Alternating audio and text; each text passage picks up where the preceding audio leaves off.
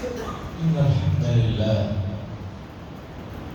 نحمده ونستعينه ونستغفره ونؤمن به ونتوكل عليه ونعوذ بالله من شرور أنفسنا ومن سيئات أعمالنا من يهده الله فلا مضل له ومن يضلل فلا هادي له ونشهد أن لا إله إلا الله وحده لا شريك له ونشهد أن سيدنا ونبينا ومولانا محمدا عبده ورسوله ما بعد فإن أصدق الحديث كتاب الله وخير الهدي هدي محمد صلى الله عليه وسلم وشر الأمور محدثاتها وكل محدثة بدعة وكل بدعة ضلالة وكل ضلالة في النار. قال الله تبارك وتعالى في القرآن المجيد والفرقان الحميد لقد كان لكم في رسول الله أسوة حسنة لمن كان يرجو الله واليوم الآخر وذكر الله كثيرا. وقال صلى الله عليه وسلم في حديث فليدع من آذاه الناس فليدع الناس من آذاه أو كما قال صلى الله عليه وسلم. عزیزان محترم، گزشتہ کئی جمعہ سے سیرت کے عنوان پر سیرت سے جڑی ہوئی چیزوں کا تذکرہ ہوتا آ رہا ہے. مشکل یہ ہے کہ امت نے ہر چیز کو بہت چھوٹا یا بہت مختصر مفہوم میں ہر چیز کو کر کے رکھ دیا ہے، جسے آج کی اصطلاح میں کہتے ہیں ریڈیوس کرنا. ایک چیز ہوتی ہے 1000 MB میں، لیکن پروگرامنگ میں جا کر اسے 100 MB میں 50 MB میں کر دیا جاتا ہے. رہتا وہی پورا ہے لیکن اسے دبا کر مختصر کر دیا جاتا ہے. اس طرح لوگوں نے رسول اللہ صلی اللہ علیہ وسلم کے اسوہ اور شریعت کو بہت مختصر کر دیا ہے. شریعت کا مفہوم، رسول اللہ صلی اللہ علیہ وسلم کی سیرت کا مفہوم لوگوں کی نظروں میں بہت چھوٹے معنی میں استعمال ہوتا ہے. نماز کی حد تک، کچھ عبادات وغیرہ کی حد تک، جبکہ سیرت کا مفہوم، شریعت کا مفہوم بہت وسیع ہے، کشادہ ہے. اسے سمجھنے کی ضرورت ہے. بہت سے لوگ یہ سمجھتے ہیں کہ مسجد سے باہر معاشرے میں جو پریشانیاں ہیں، جو عداوتیں یا اسی طرح جو اختلافات ہیں، اس کا حل ہمیں دنیاوی قوانین سے ہی حل کر سکتے ہیں. دینی ذریعے سے، شریعت سے اسے حل کرنا ممکن نہیں. یہ سوچ امت کے افراد میں، دینی تعلیم یافتہ لوگوں میں تک آ گئی. میں بتانا چاہتا ہوں رسول اللہ صلی اللہ علیہ وسلم کی بعثت کسی خاص زمانے کے لیے، کسی خاص جگہ کے لیے، کسی خاص حصے کے لیے نہیں. قرآن نے فرمایا قُلْ يَا أَيُّهَا النَّاسُ إِنِّي رَسُولُ اللَّهِ إِلَيْكُمْ جَمِيعًا الَّذِي مُلْكُ السَّمَاوَاتِ وَالْأَرْضِ. رسول اللہ صلی اللہ علیہ وسلم کی بعثت تمام انسانوں کے لیے اور قیامت تک کے لیے اور تمام علاقوں کے لیے اور انسان کی زندگی کے تمام اوقات کے لیے بھی ہے.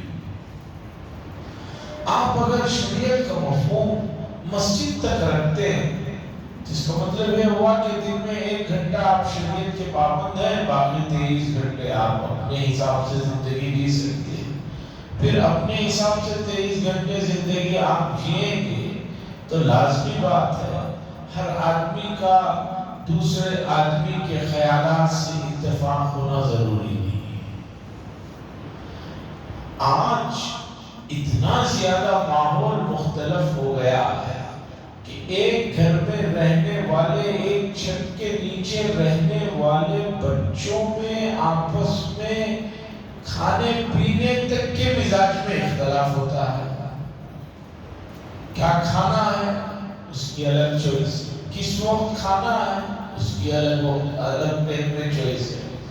تو ایسے میں ہم معاشرے میں جس میں باقی 23 گھنٹے سانس لیتے ہیں، وہاں اگر سکون نہیں ہے تو اس کا اثر ہماری عبادات پر بھی پڑے گا۔ ایک آدمی باہر سکون میں نہیں ہے اور مسجد سے نکلنے کے بعد اسے سکون میسر نہیں ہے، تو مجھے بتائیے کہ 5-10 منٹ وہ نماز جو پڑھے گا اس میں کیا اسے تسلی دے؟ اس لیے شریعت نے اتنی گہرائی سے عبادات کو پرسکون بنانے کے لیے توجہات دلائی ہے۔ 2 مثالوں سے سمجھیے۔ حضرت ابن عمر رضی اللہ تعالیٰ عنہ فرماتے ہیں، کسی آدمی کو بہت بھوک لگی ہو اور کھانا حاضر ہو اور عشاء کا یا کوئی نماز کا وقت آ جائے، انہوں نے فرمایا کہ آدمی کو چاہیے کہ پہلے کھانا کھائے بعد میں نماز پڑھے۔ شدید بھوک ہے، کھانا حاضر ہے، تو اب اسے کھانا پہلے کھانا چاہیے، نماز کو بعد میں جانا چاہیے۔ اس کی وجہ پوچھی گئی تو انہوں نے بتایا کہ میں یہ چاہتا ہوں کہ ایک آدمی کا کھانا بھی نماز بنے، نہ کہ نماز کھانا بنے۔ ایک آدمی کو بھوک لگی اور اس بھوک کی حالت میں وہ نماز پڑھ رہا ہے، اسے معلوم ہے کہ نماز کے فوراً بعد کھانا کھانا ہے، تو بتائیے نماز پوری کی پوری اس کے دماغ میں نماز میں کھانے ہی کا خیال دوڑ رہا ہوگا، لیکن کھانے بیٹھے اور اس وقت میں نماز کا دماغ میں خیال آتا رہے، یہ زیادہ درجے کی بہتر ہے۔ دوسرا مسئلہ فقہائے کرام نے لکھا، ایک آدمی کو اخبثین کے ہوتے ہوئے نماز پڑھنا مکروہ ہے۔ اخبثین کہتے ہیں ایک آدمی کو زور سے استنجا لگا ہوا ہے، پیشاب کا تقاضا ہے، بیت الخلا کا تقاضا ہے، اب وہ آدمی سوچتا ہے کہ بھئی عصر کا وضو ہے، مغرب پڑھ لوں اس کے بعد پھر چلے جاؤں گا، اس لیے کہ اب اگر میں استنجے کو گیا تو پھر وضو کرنا ہوگا، اور سردیوں کے دن میں آدمی ذرا وضو کرنے میں کنجوس ہو جاتا ہے، ٹھنڈے پانی سے ذرا بچتا ہے، جہاں گرم پانی کی سہولت نہیں وہاں آدمی سوچتا ہے چلو یار عصر کے وضو سے مغرب پڑھ لوں۔ فقہائے کرام نے مسئلہ لکھا ہے کہ استنجے اور بیت الخلا کے شدید تقاضے کے ہوتے ہوئے آدمی نماز پڑھتا ہے تو اس کی نماز مکروہ ہے۔ کیوں؟ اس لیے کہ پوری نماز میں اس کا خیال نہ رہتا ہے کب امام صاحب نماز سے چھوڑیں گے میں استنجے کو جاؤں گا۔ یہ نماز ایسی چیز تو ہے نہیں کہ آدمی یہاں آ کر رب سے مناجات کر رہا ہے یا اپنے استنجے کے مسئلے میں الجھا ہوا ہے۔ ان 2 مثالوں سے یہ بات سمجھ میں آئی کہ آپ روزانہ 1 گھنٹہ جو عبادت کے لیے نکالتے ہیں، اس 1 گھنٹے کے پرسکون ہونے کے لیے باقی کے 23 گھنٹوں کا پرسکون ہونا ضروری ہے۔ اگر معاشرہ، آپ کا کلچر، آپ کے محلے میں، آپ کے شہر میں، آپ کے علاقے میں جب آپ باہر نکلتے ہیں وہاں سکون نہیں ہے تو بتائیے کہ آپ کی عبادات میں کیا سکون ہے؟ آپ اندر آئے ہیں لیکن لگا ہوا ہے دل و دماغ باہر کا کہ بھی کیا ہوگا۔ تو اس لیے شریعت نے معاشرے کی، کلچر کی، علاقے کی ان چیزوں پر نظر رکھا، اس کی رہنمائی فرمائی، کیسے معاشرہ پرسکون ہو سکتا ہے۔ دیکھیں تجاویز تو بہت سارے ہیں، آپ پوچھیں گے اس موضوع پر تو دنیا بھر کے آپ کو کتابیں مل جائیں گی، سب کچھ ہو جائے گا، لیکن ہمیں ہر معاملے میں رسول اللہ صلی اللہ علیہ وسلم کی سیرت کو دیکھنا ہے کہ آپ نے اپنے زمانے میں، اپنے وقت میں باہر کے ماحول کو پرسکون بنانے کے لیے کیا انداز اختیار کیا، کیا تعلیمات دی۔ ان تعلیمات کو، ان چیزوں کو آپ سمجھیں گے اور اسی حساب سے آپ اب بھی کام کریں گے تو آپ کامیاب ہوں گے۔ کچھ چیزیں بدلتی رہتی ہیں، لیکن رسول اللہ صلی اللہ علیہ وسلم کی تعلیمات اور اس کے اندر کی جو روح اور اسپرٹ ہے وہ کبھی نہیں بدل سکتی۔ کسی بھی معاشرے میں، کسی بھی زمانے میں اس کی اتنی ہی ویلیو رہتی ہے۔ جیسے موجودہ زمانے میں کرنسیاں ہیں، روزانہ اس کی قیمت نیچے اوپر ہوتی رہتی ہے۔ کبھی جو کرنسی بہت مہنگی ہوا کرتی تھی، آج اس کی کوئی ویلیو نہیں ہے، پیپر سے بھی نیچے درجے کی چیز ہے۔ لیکن مجموعی طور پر اللہ نے سونے کو قیمتی دھات میں بنایا، اس کی ویلیو ہر زمانے میں، ہر علاقے میں، ہر وقت محفوظ ہے۔ اور کسی بھی ملک کی کرنسی کا تعلق اس ملک کے سونے کے ذخائر کے ساتھ وابستہ ہوتا ہے۔ اکنامکس والے اس بات کو اچھی طرح جانتے ہیں، سمجھتے ہیں۔ تو اسی طرح رسول اللہ صلی اللہ علیہ وسلم کی تعلیمات کی جو روح ہے، اگر آپ نے اسے سمجھا، اس کی اسپرٹ کو سمجھا، تو سمجھیے کہ آپ کو کسی بھی مسئلے میں دوسروں کی طرف، تیسروں کی طرف دیکھنے کی ضرورت نہیں پڑے۔ اب آئیے میں آپ کو بتاتا ہوں، معاشرے میں ماحول بہت بے چینی کا ہے، معاشرہ میں ماحول عدم اعتماد کا ہے، معاشرے میں ماحول ہر وقت آپس میں رسا کشی اور تناتنی کا ہے۔ اب اسے کیسے حل کیا جائے؟ قربان جائیے رسول اللہ صلی اللہ علیہ وسلم پر کہ ایک چھوٹی سے نسخے کو آپ نے بتایا، اس نسخے پر عمل کر لیا جائے تو سمجھیے کہ آپ کا بہت بڑا مسئلہ حل ہو جائے۔ یہ ہے رسول اللہ صلی اللہ علیہ وسلم کی تعلیمات کا اثر۔ صحابہ میں ایک صحابی ہے، حضرت ابو ذر غفاری رضی اللہ تعالی، بڑے مشہور صحابی ہیں اور بڑے درجے کے صحابی ہیں۔ ان کے اوپر بے شمار حضرات نے کتابیں لکھی ہیں، مطالعہ کرنا چاہیے ان کی زاہدانہ زندگی کا۔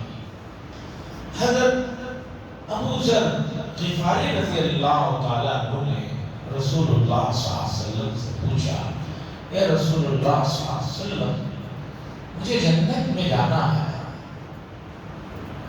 مجھے اللہ کی نظروں میں محبوب رہنا ہے، تو مجھے کیا کرنا چاہیے؟ یہ سوال ایسا ہے کہ ہر زمانے میں ہر مومن کو چاہے وہ نماز کو آتا ہو نہ آتا ہو، اس کی خواہش تو ہوتی ہے وہ جنت میں جائے اور اللہ کے نزدیک پسندیدہ ہے۔ تو رسول اللہ صلی اللہ علیہ وسلم نے فرمایا تم یہ کام کرو۔ انہوں نے کہا یا رسول اللہ صلی اللہ علیہ وسلم میں یہ کام نہ کر سکوں؟ تو حضور صلی اللہ علیہ وسلم نے فرمایا یہ کام کرو۔ انہوں نے کہا اگر میں یہ بھی نہ کر سکوں؟ وہ پوچھتے گئے، رسول اللہ صلی اللہ علیہ وسلم بتاتے گئے، آخر صلی اللہ علیہ وسلم نے بتایا کہ یہ سب تم سے نہیں ہو رہا ہے، تو اب ایک آخری کام بتاتا ہوں، یہ کام تمہیں کرنا ہی ہوگا، اگر یہ تم نے کر لیا تو تم کامیاب اور سکسیسفل ہو۔ وہ کام کیا ہے؟ حضور نے فرمایا فَلْيَدْعَ النَّاسَ بِالْآزَارِ، حضور نے فرمایا تم اپنی پوری طاقت اور کوشش اس کام میں لگا دو کہ تم سے کسی کو کوئی تکلیف نہ ہو۔ اب معاشرے کے اندر، محلے میں، ایک چھوٹے سے محلے میں لیجیے، ہر آدمی اگر اس حدیث کے حصے پر عمل کرے کہ میرے سے کسی کو کوئی تکلیف نہ پہنچے، مجھے بتائیے پھر کیا آپس میں جو بے چینی کا ماحول ہے وہ رہے گا یا ختم ہو جائے گا؟ ہر آدمی کو اس بات کا پابند بنایا جائے، ہر آدمی اپنے سے شروع کرے۔ معاشرے کی اصلاح کے لیے جو سب سے بڑا نسخہ ہے وہ یہ ہے کہ آدمی لوگوں کی اصلاح کے پیچھے لگا ہوا ہے، خود اپنی اصلاح کے پیچھے نہیں ہے۔ اس سے معاشرہ نہیں بنتا ہے، نہیں سدھرتا ہے۔ یہ سمجھیے بات کو۔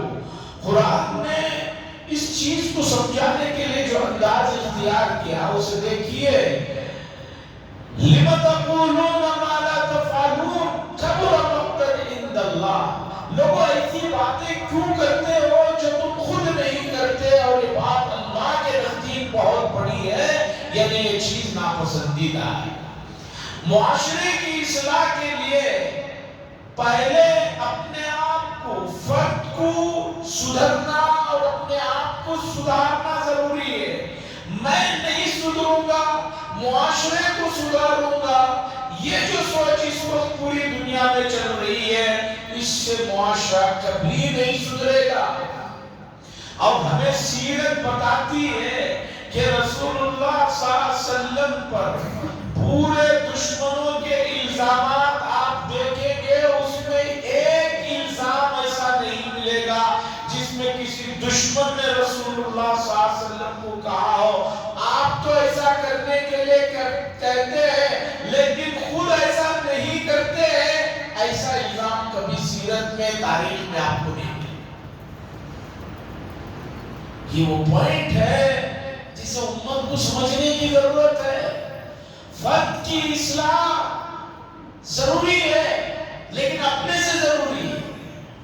اہل کتاب پر اللہ نے جو ناراضگی کا اظہار کیا وہ اس بات پر کیا أَتَأْمُرُونَ النَّاسَ بِالْبِرِّ وَتَنْسَوْنَ أَنفُسَكُمْ وَأَنْتُمْ تَتْلُونَ الْكِتَابَ، لوگوں کو تو اچھائیوں کا حکم دیتے ہو اور خود جو ہے اچھائیوں پر عمل نہیں کرتے۔ کیوں؟ یہ معاشرے کی اصلاح کے لیے یہ چیز خطرناک ہے کہ ایک آدمی کام کرنے کو تو کہہ رہا ہے لیکن خود نہیں کر رہا ہے، تو اس کی ویلیوز نہیں رہ جاتی اور وہ چیز مشکوک ہو کر معاشرے میں رہ جائے۔ میں لوگوں سے تو کہہ رہا ہوں کہ نماز پڑھو، نماز پڑھو، خود نماز نہ پڑھو تو لوگوں پر نماز کے سلسلے میں شکوک و شبہات پڑھنا ہے۔ ایسی جانے گا حضور نے فرمایا فَلْيَدْعَ النَّاسَ مِنْ آزَارِ، لوگوں کو کسی بھی طرح کی تکلیف دینے سے اپنے آپ کو بچا لو، تم سمجھو کہ تم اللہ کے نزدیک بہت بڑے مرتبے پر پہنچ جاؤ۔ آج معاشرے کا سب سے زیادہ دردناک پہلو یہ ہے کہ آدمی خود کوئی کام کر نہیں رہا ہے لیکن دوسرے کرنے والے پر ایسے جملے، ایسی چیزیں کہتا ہے کہ جس سے اسے تکلیف بھی ہوتی ہے اور وہ آدمی اس کام سے رک جاتا ہے۔ آپ تہجد نہیں پڑھتے، آپ اشراق نہیں پڑھتے، لیکن دوسرے پڑھنے والے کو یہ کہنا کہ یہ ریاکاری ہے، لوگوں کے دکھلاوا کر رہا ہے۔ مجھے بتائیے کہ اس آدمی کو جب یہ بات موصول ہوگی، پہنچے گی، اس میں کیا گزرے گا؟ اگر آپ حضور صلی اللہ علیہ وسلم نے بتایا کہ کچھ اچھا نہیں کر سکتے تو یہ بھی مت کرو کہ کسی آدمی کو تکلیف مت دو۔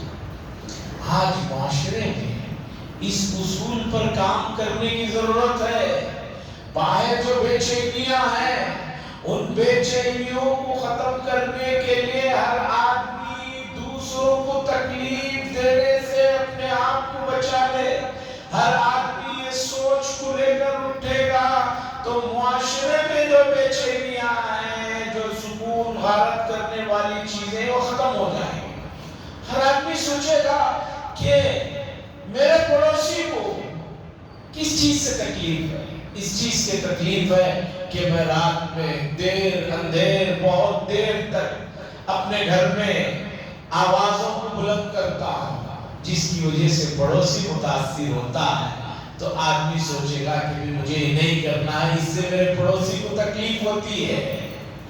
تو جب یہ کرے گا تو ادھر پڑوسی بھی سوچے گا کہ میرا پڑوسی میرا اتنا خیال کرتا ہے کہ مجھے بھی اس کو جو چیزیں ناپسند ہیں ان چیزوں سے اپنے آپ کو بچانا ہے۔ عزیزان گرامی، پڑوسیوں کے حقوق لوگ سمجھتے ہیں کہ پڑوسیوں کے کوئی حقوق نہیں۔ ان کو چاہیے کہ بخاری شریف کی حدیث کا اس حصہ پڑھ لے جس میں رسول اللہ صلی اللہ علیہ وسلم نے فرمایا ما زال جبریل یوصینی بالجاری حتی ظننت انہ سیورثن، او کما قال صلی اللہ علیہ وسلم کہ حضرت جبریل امین نے مجھے پڑوسیوں کے سلسلے میں اتنی نصیحتیں فرمائی، اتنی وصیتیں فرمائی، اتنا بار بار اس مسئلے کو سمجھاتے رہے کہ میرے دل میں خیال آیا کہیں ایسا تو مسئلہ نہیں ہے کہ آگے چل کر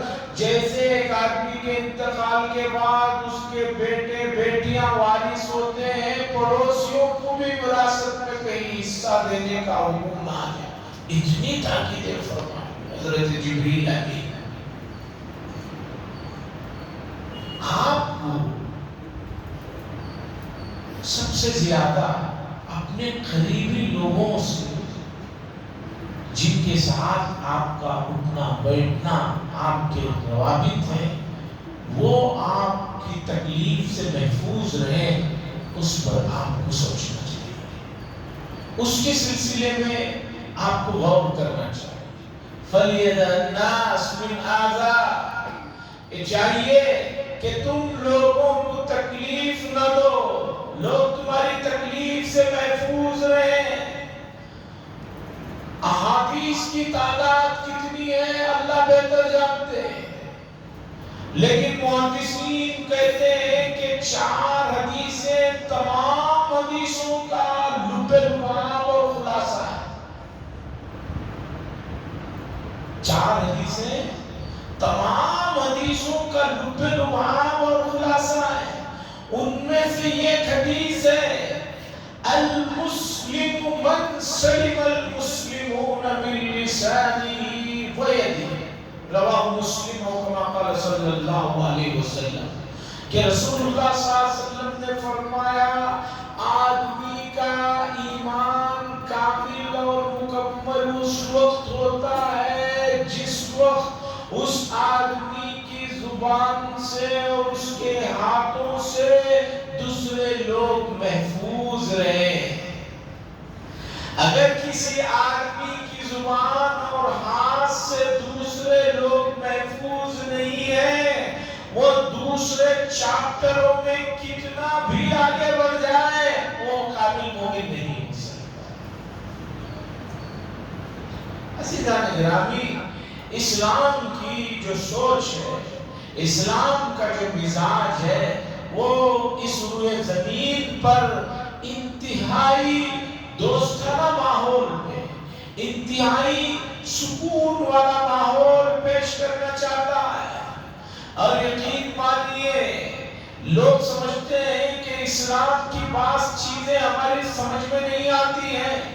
سمجھ میں اس لیے نہیں آتی ہے کہ میری اور آپ کی سمجھ برباد ہو چکی ہے.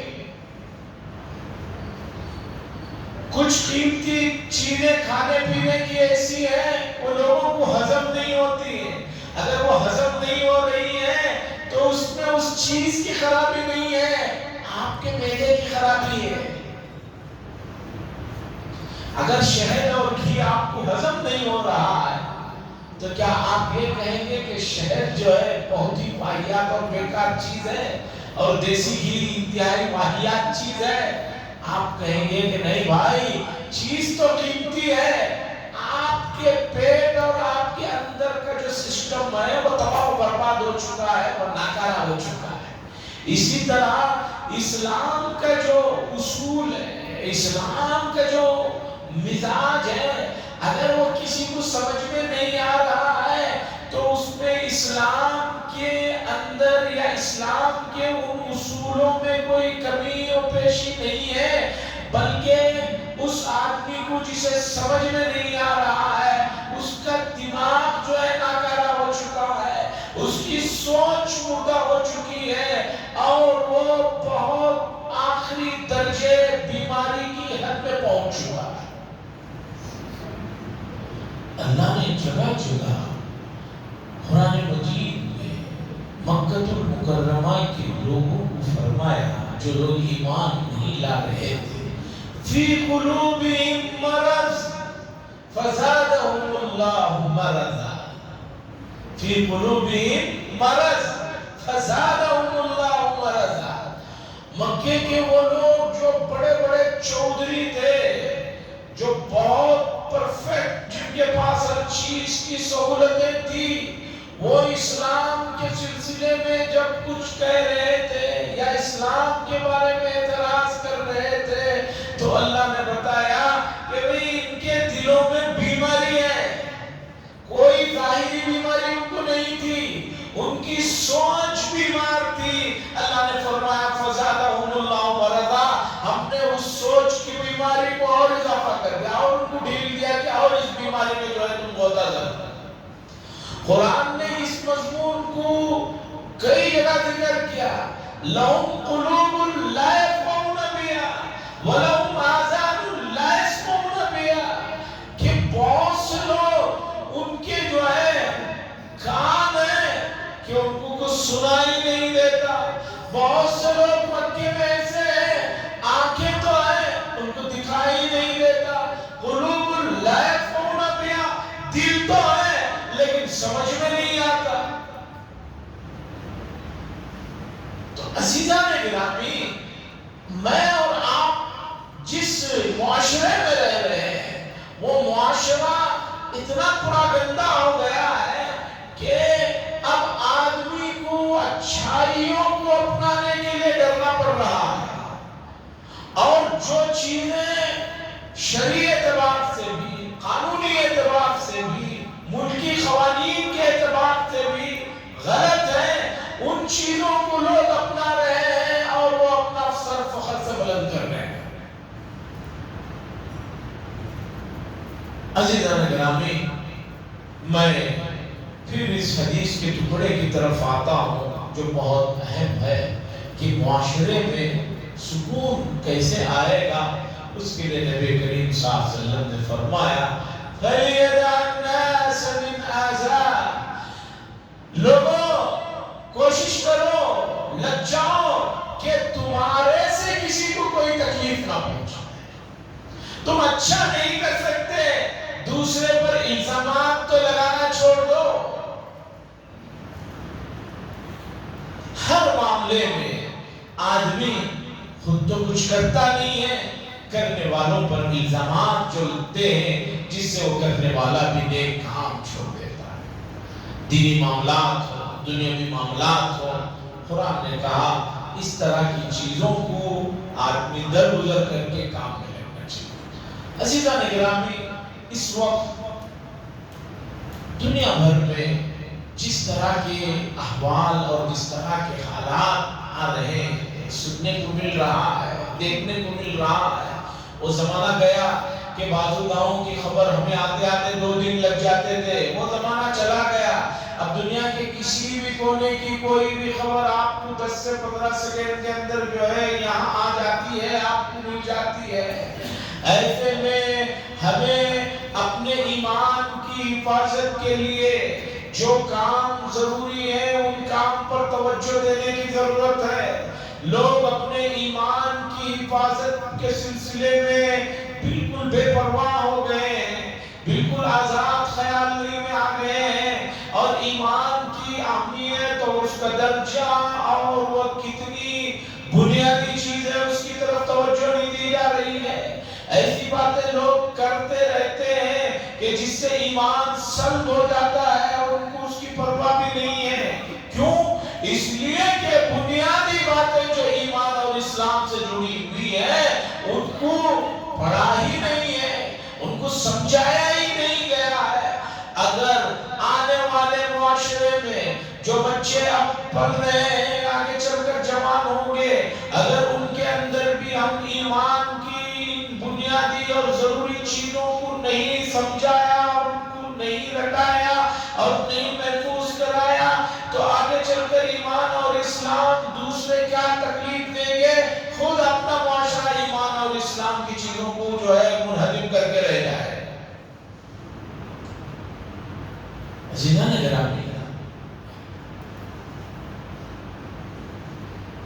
ومن احسن من اللہ حکما، قرآن مجید کی ایک آیت کے حصے میں مفسرین نے تشریح کی ہے، کوئی آدمی اسلام کی کسی چھوٹی بات کا بھی دوسرے مذہب سے یا ملک کے قوانین سے توازن کرتے ہوئے اسے بہتر سمجھتا ہے تو وہ جو ہے اسلام کے دائرے سے نکل جائے۔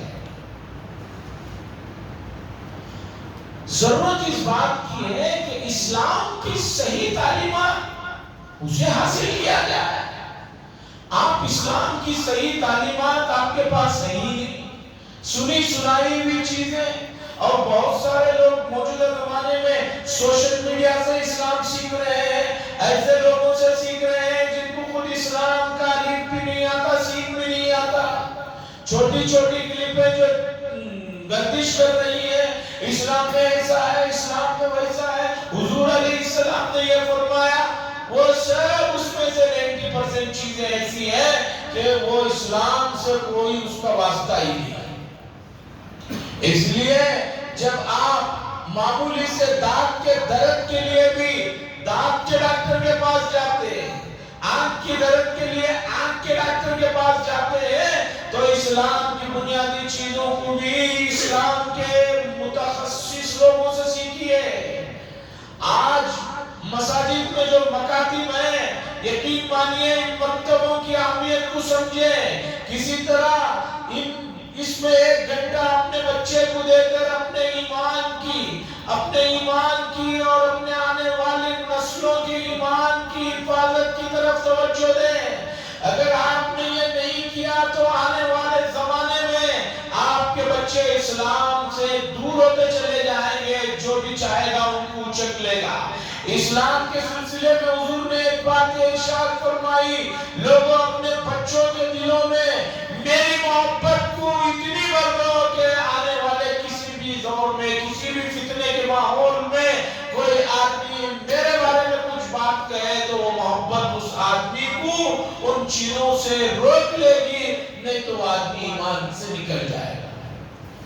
حضور کی محبت کو بھر لیجئے بچوں کے دلوں میں اور اپنے دلوں میں بھی بھر لیجئے، تب آپ کو رسول اللہ صلی اللہ علیہ وسلم کی زبان مبارک سے نکلا ہوا ایک جملہ بہت اچھا لگے گا۔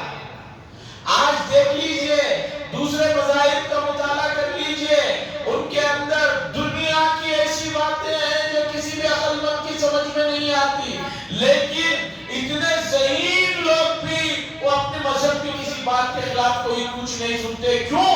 اس لیے کہ بچپن میں ان کے مذہب اور ان کے جو بھی ہیں ان کے سلسلے میں اتنی محبت بھر دی گئی ہے کہ ان کو دوسری چیزیں نہیں سمجھ میں آتی۔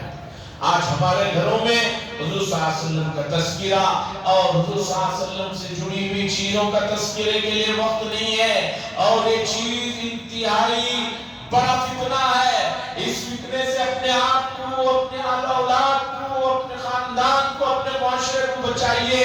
میں نے بات شروع کی کہ معاشرے کی اصلاح کے لیے حضور نے فرمایا لوگوں تم کسی کو کوئی تکلیف نہ دو، اتنا کر لو، باقی دیکھو کام بن جائے گا۔ اللہ سے دعا فرمائے اللہ تبارک و تعالی اس پر ہمیں عمل کرنے کی توفیق نصیب فرمائے۔ وآخر دعوانا الحمدللہ رب العالمین۔